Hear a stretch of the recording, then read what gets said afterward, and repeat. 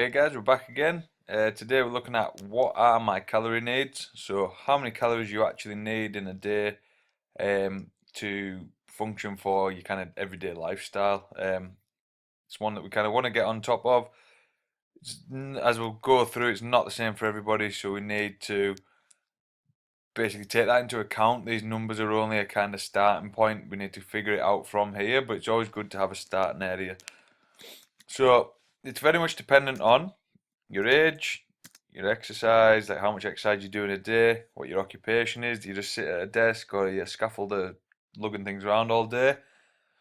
Your everyday lifestyle, so are you somebody who moves a lot? Do you sit around a lot? Like that makes huge differences. Just your genetics, everyone is so different. They're made up totally differently, so you can't say that you could look very similar to somebody, same weight, same height, same build, but it doesn't necessarily mean genetically you'll burn or need the same amount of calories in a day. Medication, again, it's one a lot of people don't think of. Certain medications can affect the amount of calories you burn or need in a day, and it is again something you need to take into account when you are sort of planning these things.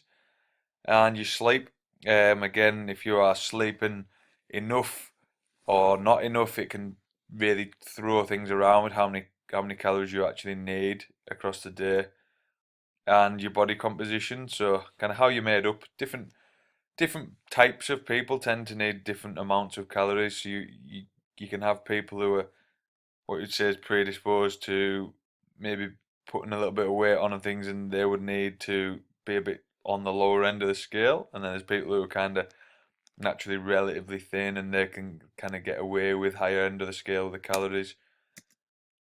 There's a few ways you can do it. You can track your diet and daily weight changes for 2 weeks. So if you want to do it this way, just eat how you would normally eat. Track it though, like using some form of calorie tracking system. Um, and just log your weight every single day. Get weighed first thing in the morning with as little on as possible, without scaring the neighbours, and then log it for 2 weeks and just see how your averages go. And then if you're putting weight on, you obviously need to come below that number that you've been hit, your average number. If you have stayed the same and you want to lose weight, you need to come below it. If you've lost weight, then you're probably somewhere thereabouts, but just try and get a more consistent number if you can. You can use online calculators and equations, but even the most accurate ones are 10% out.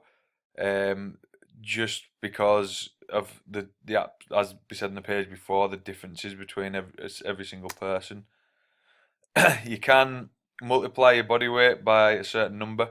So how that works is timesing it by 14 to 16 per pound of body weight for your kind of maintenance usually.